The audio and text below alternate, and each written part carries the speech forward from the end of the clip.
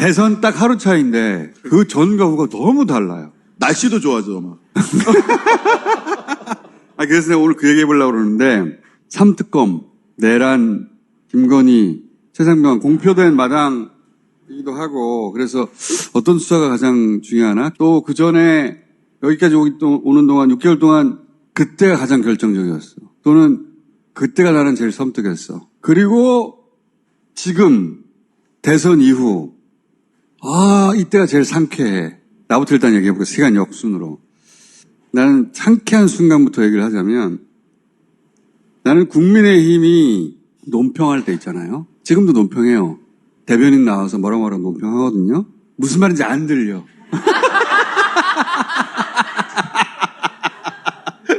타격감이 없어요. 전혀.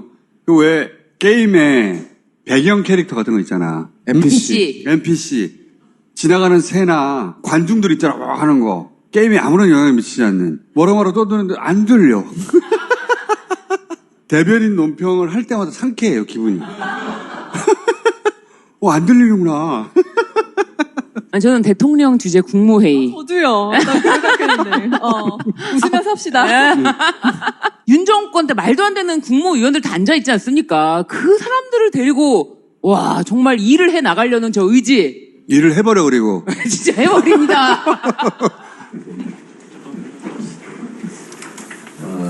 홍경화 월드 간사 유정관이 하고 있습니다. 네.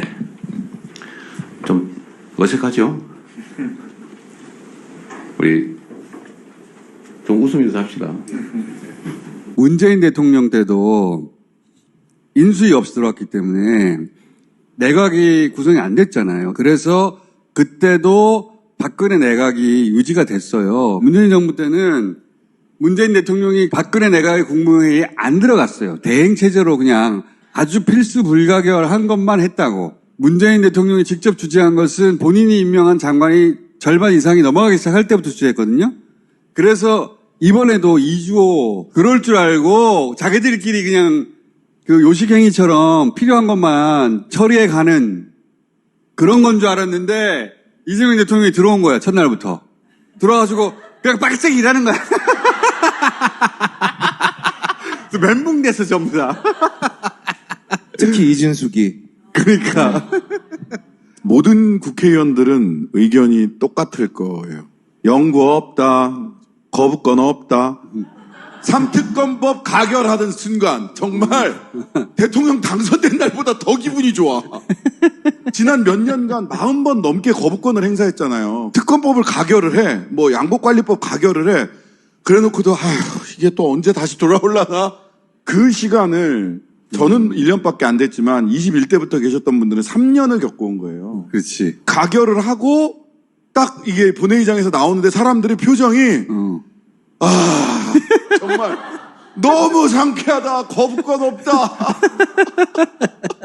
진짜로 묵은 체증이 다 내려가는 것 같았어요. 다 그때 거의 무슨 신음소리가 나는데 시원해가지고 그거 어른들이 뜨거워 먹고 그거 그 느낌이에요. 또 한편으로는 또 눈물이 났죠. 해병대 예비역연대가 이제 방청석에 있다가 딱 통과되는 가결 딱 두드렸을 때 일어나가지고 거수경례 필승하고 거수경례 할 때 다들 같이 울컥한.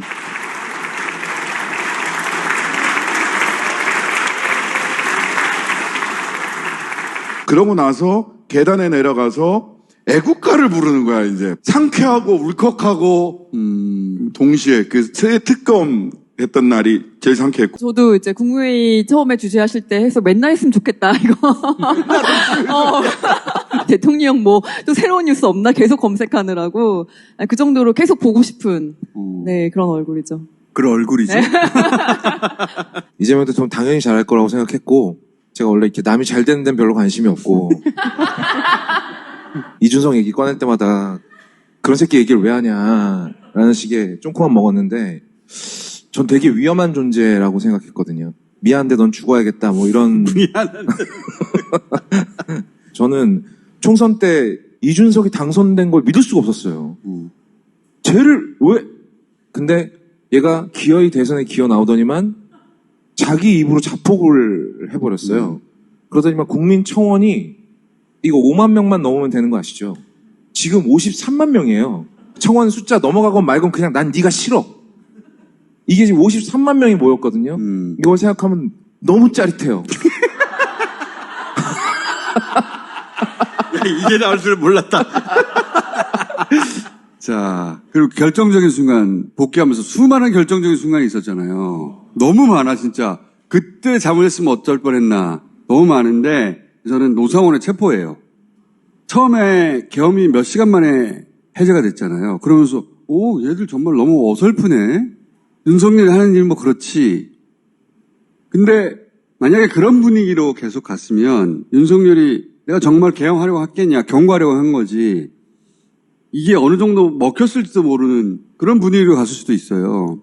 노상원의 존재가 처음 알려지고 그 수첩의 내용이 밝혀지고 암살조라는 게 일부 드러나고 하면서 내란의 진짜 성격이 드러난 거거든요.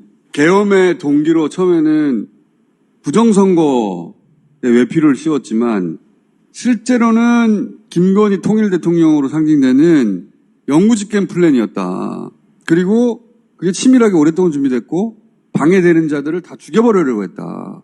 그리고 나서 되짚어 보니까 계엄이 해제된 건 기적적이었다. 노상원의 존재를 알기 시작하면서 계엄을 바라보는 시각 그리고 경계하는 수위 자체가 달라졌다고 저는 생각해요. 저자들은 무슨 짓을 할지 모른다. 그런 경계심이 없었으면 어떻게든 뒤집혀졌을지도 몰라요. 그런 경계심을 가졌는데도 끊임없이 뒤집으려고 했고 그 직전까지 간 경우가 몇 번이나 있었잖아. 어설프고 한심하고 우스운 시도가 아니었고 우리가 살아있는 건 기적적인 것이다. 그렇게 사안을 바라보기 시작했거든요. 태도를 바꾼 중요한 순간이라고 생각해요. 전. 그 MC 장원이라고 다 아시죠, 여러분?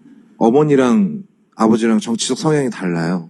그래서 이번 대선에 밭을 가려고 노상원의 그 영연백 사진 있잖아요. 그 사진을 부모님한테 보내드렸대요. 이 중에 하나 당신 아들내미 들어갈 뻔했어. 라고 하니까 1번 찍으셨대요. 그럴만하지. 네. 아직도 제대로 보도되지 않아서 잘 몰라요. 그렇죠. 구구절절 설명 안 하고 그렇지. 그냥 사진이랑 그 고문 도구 같은 거 보내드리고 아들한테 이거 쓸 뻔했어. 물론 어머니하고 사이가 안 좋아서 그래도 내 자식인데 그러면서 1번을 찍으셨다고. 우리 아버지가 살아계셨으면 그랬을까? 우리 아버지 나 파리로 도망갔을 때 빨리 돌아와서 감옥 가라고 그랬는데 노상원의 존재는 그래서 저는 반드시 수사를 밝혀야 될 대상 1번이라고 생각합니다. 그 사람이 무엇을 하려고 했고 김건희하고 어떤 관계였는지. 서부지방 그 법업 네, 폭동 때 밖에서 지내 이 니네 가족 다 못 살아 거야 이 가족 꺼져 이 말이야. 그때 그 후에 이런 정체를 진짜로 봤다. 그래도 뭐 이재명은 안 돼 뭐 이렇게 했었던 그런 사람들조차도 쟤네들의 정체가 저거구나 하고 사람들이 넘어온 계기가 됐다. 예, 그건 진짜 충격적이었지. 저는 그리고 12월 7일에 첫 번째 이제 국회에서 탄핵을 하려고 하는데 부결이 됐습니다. 그때 정말 너무 좌절감을 느끼고 정말 젊은 20대 응원봉을 든 막 사람들이 응원봉. 네, 막 신난 거예요. 왜 신나지? 왜 신나?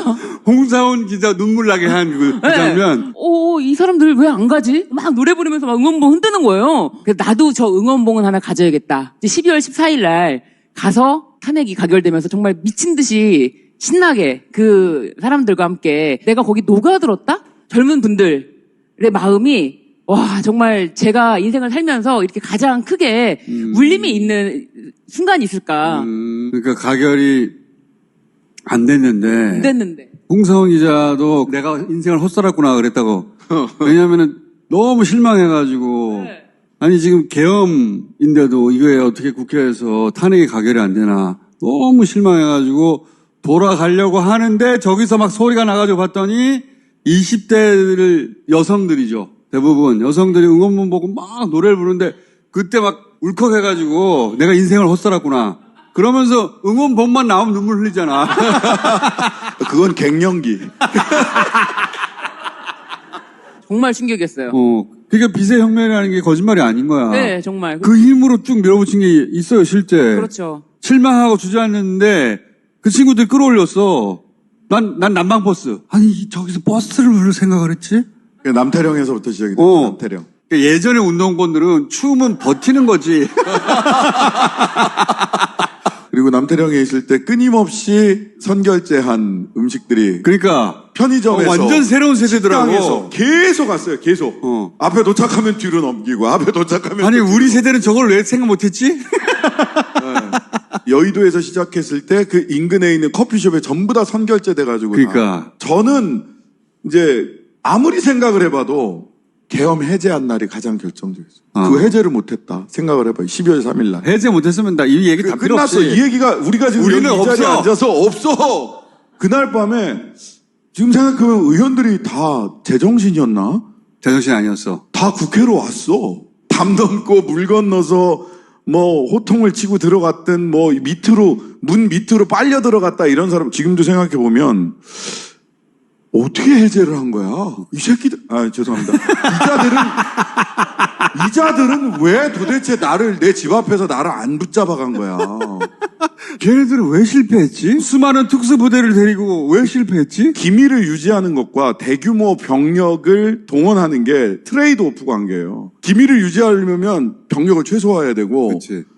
대규모 병력을 동원을 하려면 기밀 유지가 안 되는 거죠.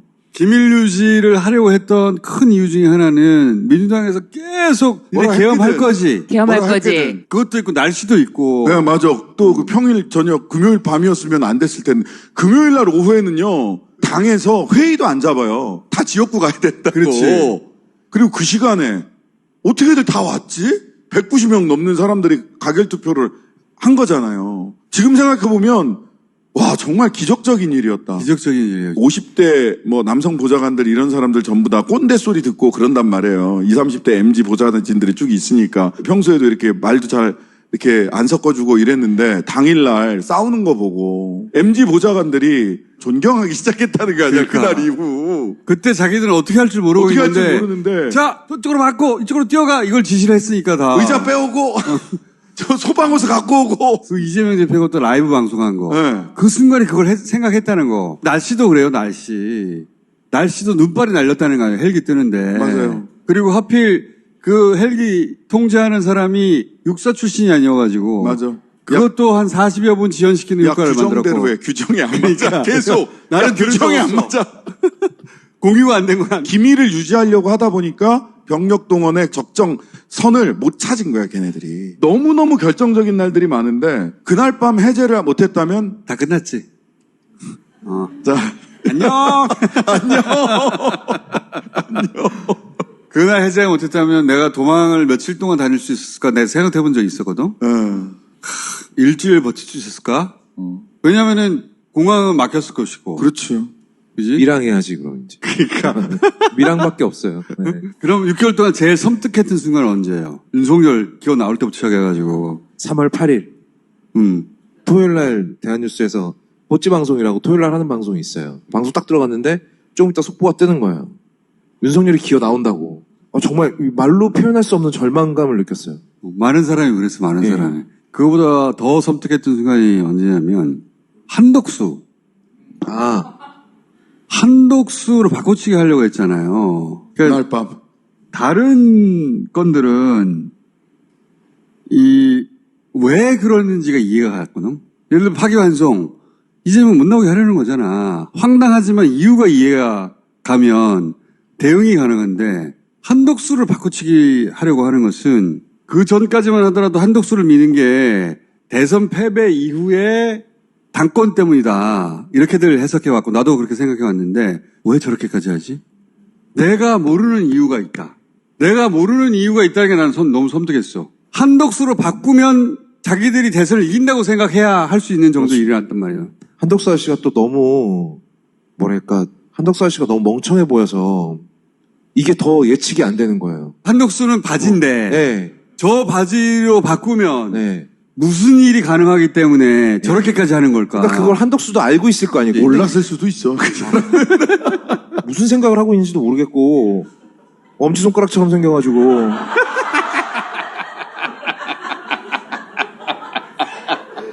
비유가 아니라 너무 비슷하더라. 그죠? 나 생긴 거 가지고 뭐라고 싶지 않은데 엄지손가락이라는 게 우리가 뭐 나쁜 말이 아니죠. 나쁜 말이 아니잖아요. 하여튼 엄지손가락처럼 생겼어. 어린이들은 이렇게 생겼잖아요, 라바 이게. 닮았다 그래요. 어린이들은 라바. 한덕수로 바뀌었다면 어땠을까? 그러면 나는 저들의 그 동력이 달랐을 것이다. 기세가 우리는 미쳤다고 말했겠지만 우리가 모르는 플랜이 가동됐을 것 같거든. 그게 진짜 암살인지 뭔지는 모르겠으나 뭘 하려고 하는지 모르겠다는 게 그게 섬뜩했어요, 난. 저는 실은 이제 조이대와 법복 귀족들의 난 해서 파기환송 됐을 때 한 하루 정도 플랜 B 이야기가 엄청나게 나왔어요. 맞아. 조국혁신당에도 엄청난 연락이 신장식 왔어요. 출마해야 된다는 얘기까지 있었어요. 네. 신장식 플랜 B로. 출마해 두고 파기환송 문제가 해결이 되면 그때 제가 사퇴하고 사퇴하면 된다. 이재명이 날아가면 어떡하란 말이냐, 우리가. 후보가 없는데. 민주당 의원 중에서 누구를 탈당을 시켜가지고 무소속으로 일단 등록을 시켜놓자 정말 여러 가지 얘기들. 여의도에서 그림 좀 그린다는 여의도 피카소들 정말 온갖 이야기를 다 쏟아냈고 우리 당내에서도 이미 우리는 이재명 후보 지지 선언을 하고 후보를 내지 않는다라고 했는데 이거 안 내는 건 역사적으로 무책임한 일 아니야? 이재명 막 날아가면 어떡해? 니네들 무책임한 거야? 막 이런 얘기들이 있었어요. 나도 예. 여러 사람한테 그런 얘기를 들었어요. 네. 뉴스공장에서 이거 공론화해야 되는 거 아니냐고. 예비 후보를 두고 동시에 이재명이 날아가지 않도록 노력하고 이 두 개를 병행해야 되는 소위 거 아니냐. 플랜 B 얘기가 막 나왔어요. 그래서 제가 그랬어요. 닥치라고. 그거예요. 플랜 B는 없다. 플랜 B는 없어야 된다. 플랜 B가 없도록 만드는 게 정치인들의 몫이다. 저쪽에서 이렇게 나온다면 우리도 미친놈 널뛰듯이 할 수 있는 걸 다 해보자. 대법관 다 탄핵시키고 뭐 이런 그치. 얘기를 막 하기 시작을 한 거예요. 플랜 B를 한다라고 하면 이재명은 범죄자야 라는 프레임을 인정하고 들어가야 나올 수 있는 계획이에요. 대법원이 원하는 대로 될 수 있다는 걸 인정해버려야 되는 거야. 플랜 B 후보한테 이재명 지지표가 다 넘어오지도 않고 그럴듯한 분들. 예, 그 양반들도 상당수가 예. 대법원이 저렇게까지 나온다면은 이거 막기 힘든 거 아니야? 이재명 후보를 나도 지지하지만 날아가면 어떡해? 현실적인 준비를 해야지. 이런 얘기가 상당히 있었어요. 그런 건 안 된다라고 얘기를 하면 나중에 막 화를 내시는 거야. 니들은 지금 그렇지. 역사적 책임을 다하지 않는 거야. 이재명 한 사람이 죽고 사느냐의 문제가 아니야. 그래서 내가 다 내부에서 얼마나 큰 분열이 생기겠어요. 공식적으로 입 밖에 내는 순간 끝나는 거예요. 완전히 갈라져서 네. 준비해야 되는 쪽과 말이 되는 돌파해야 쪽, 된다라는 내부에서 거고. 갈라지 제가 할 거고 네. 누구를 할 거냐부터 시작해가지고 막 난리 법석을 떨었겠지. 그때 우리가 대우를 유지하고 플랜 B는 없다 하고 정면 돌파를 선택했던 것. 그러지 않았으면 어땠을까를 생각하면 섬뜩합니다. 제일 의뢰인들이 많이 물어보는 게, 이거 판사님들 다 읽어보나요? 이거 일도 아니다, 읽는 거. 이거 뭘 그렇게 못 믿냐. 기록, 네, 법원 기록. 예, 뭐 제출하면은 판사님들 다 읽어보냐. 이거 당연히 읽어본다, 걱정 마라. 항상 그랬거든요. 네, 안 읽어. 나 진짜 내가 그거 물어보는 사람한테 학을 띄울 정도로 글 읽는 거 뭐 일도 아니다. 글 읽는 게 직업이다. 이거 금방 읽는다. 근데 세상에 대법원에서 대법관들이 안 읽고 와 세상에 기록을 안 읽고 재판을 한다는 거를 세상에 대한민국에다가 확 그냥 뿌려버린 거예요. 저는 그때 진짜 뭐지? 변호사로서 느끼는 이 허탈함. 충격. 나는 뭐 하고 산 거지? 아니 충격과 공포. 아니 이렇게까지 무식하게 대놓고 우리 글 안 읽어도 판결 내리지롱. 와 충격이 너무 컸고 그래서 김어준 공장장 대법관 추천합니다.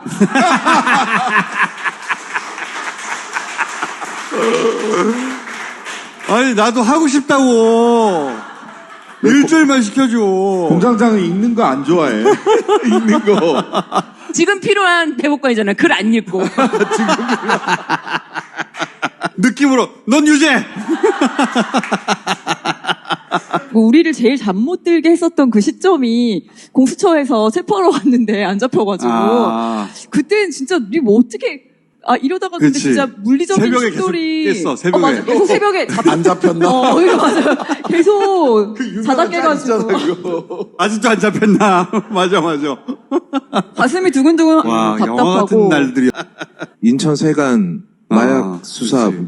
무마 가장 의혹. 미스테리한 사건이지. 거기 저희 백씨 집안의 어르신 백혜룡 경감 뭐 억울하게 모든 걸 다 뒤집어 쓰고 화곡동 파출소에 지구대 소장으로 가 계신데 그분이 오늘 이제 밝힌 내용이 당시 압수했던 마약의 양이 방송에 되게 축소돼서 나왔대요. 300kg 가까이 됐다고. 그럼 이게 인천 세관을 그냥 통과했다는 얘기인데 300kg가 300kg면 사람 몸에 이렇게 숨겨가지고 들어올 수 있는 양이 아니에요. 300kg면 저 같은 애가 3명하고 4분의 3이 있어야 돼요. 어떻게 숨겨 들어가 이걸 사람 몸에다가. 저는 이거는 제일 먼저 해야 되는 일이 아닌가. 게다가 그거 수사하겠다고 지금 대검에서 대대적으로 수사단을 꾸리겠다고 하는데 갑자기 이제 와서. 네, 그거를 오히려 더 믿을 수가 없다는 거죠. 덮는데 앞장섰던 게 당시 검찰이었고 네. 마약과의 수사를 그렇게 부르짖었는데 이렇게 큰 건을 네. 검찰이 덮으려고 했다는 거는 검찰의 뜻이 아니겠지라고 의심하는 거 아니야 지금? 그때 전화도 왔잖아요. 용산에서 이거 그런 굉장히 얘기도 신경 있었다고 써서 하고. 지켜보고 있다라는 전화를 받고. 진짜 이상한 사건이지. 네. 용산 입장에서는 왜 숨기냐고. 용산에서 물 쓴 것도 저는 물? 그러니까 중요한 사건과 궁금한 사건이 이렇게 나뉘어. 그렇지. 나뉘어. 중요한 사건은 나는 수사를 잘 할 것 같아. 개인적으로 이거 꼭 제대로 수사해서 진상을 밝혀야 되겠다고 하는 사건이 뭐냐 이거예요. 나는 계속 얘기했지만 김건희 씨의 관여예요. 그리고 김건희 씨와 노상원의 관계 이런 것들이 계엄의 진짜 동기를 밝히는데 그리고 계엄의 진짜 성격을 밝히는데 결정적으로 중요하다. 윤석열도 나와서 계속 얘기했잖아요. 마누라 몰래 한 거라고. 그러니까 물어봤어? 누가 물어본 사람도 없는데. 그러니까 물어봤냐고. 그 얘기 나와서 하는 말인데 요새 윤석열이 맞고 산다는 얘기가 있어요. 주진우 피셜인가. 네. 요즘이 아니라 좀 됐다는 얘기도. 경호처에서 제일 힘들어 했던 게 긁힌 자국이 얼굴에 생길까봐 많이 힘들어했다라는 얘기도 있었어요. 예, 대선 당시에 추리닝 바람으로 갑자기 나와서 호텔에서 자고 선거운동하러 가고 했던. 이거는 기자들이 다 아는 얘기예요. 윤석열을 다른 사람 있는 데서 대놓고 무시하고 이런 건 많이 알려진 사실이고 네. 나도 그런 얘기는 많이 들었는데 폭력을 행사했다 이런 얘기 많잖아요. 근데 난 최근에 들어서는 그게 더 심해졌을 거라고 보거든. 김건희 씨가 새벽에 깨가지고 윤석열이 자고 있는 걸 봐. 화가 나지. 천불이 나겠지. 화가 나지. 그럼 자고 있는 걸 아니 근데 잠이 와? 예. 검은색 그 패딩. 애착 패딩인 것 같아. 그 검은색 패딩 입고 발견된 게 강남대로에서 한번 발견됐고 동작대교 인근에서 내가 한번 여러 가지 설이 있어요. 애착 패딩이라는 설도 있고 제가 밀고 있는 설은 그 와이프가 가방을 안 풀어주는 거야. 이상한 그것밖에 없다. 그 윤석열의 패션은 김건희 손안에 있거든요. 헐렁한 바지 일부러 입힌 거라고. 예. 어? 누군가 자기를 쫓아낼 때 집에서 급하게 나가야 될 때 손에 집히는 거 들고 나오잖아요. 여기에 한 표. 여기에 한 표. 꼴보기 싫어 나가. 그날이 되게 더웠잖아요. 29도였어요. 제가 확인했어. 네, 사람들 막 민소매 입고 다니고 막 그랬거든요. 서울 29도였다니까. 네. 이게 이제 특검이 3개잖아요. 이 특검마다 특성이 있어요. 최혜병 수사회합 사건은 법리 적용을 잘하는 분이 하시면 돼요. 사실관계 수사는 웬만큼 다 돼 있거든. 내란 외환 사건 같은 경우는 국무위원들 하나도 제대로 수사 받아서 기소되지 않았잖아요. 한덕수와 최상목 뭐 했나부터 시작을 해서 이상민은 정말 몽골인의 시력을 가졌는가. 예? 최상목은 사이코메트리인가. 손만 대면 느낌적으로 내란이다. 이런 거 빨리 수사해야 되는 거고. 근데 요거는 노상원의 비공개 재판 기록을 잘 보면 많은 부분들이 나올 거다. 궁금함의 보고는 김건희 종합특검이죠. 이채 양명주 뭐 쭉 다 있는데 이런 것부터 시작해서 개수영장까지. 장경태 의원 개털 찾아봤다며 거기서. 혹시 개수영장이 가서. 버거보살 노상원, 건진법사, 그 다음에 천공, 그 다음에 무정, 처음 그 소개시켜줬다는 무정. 이 관계들이 실제 국정 운영과 또 계엄과 개수영장에 어떻게 미쳤는가. 궁금하긴 거기가 제일 궁금해. 이재명 정부는 우리가 지키는 걸로 합시다. 끝!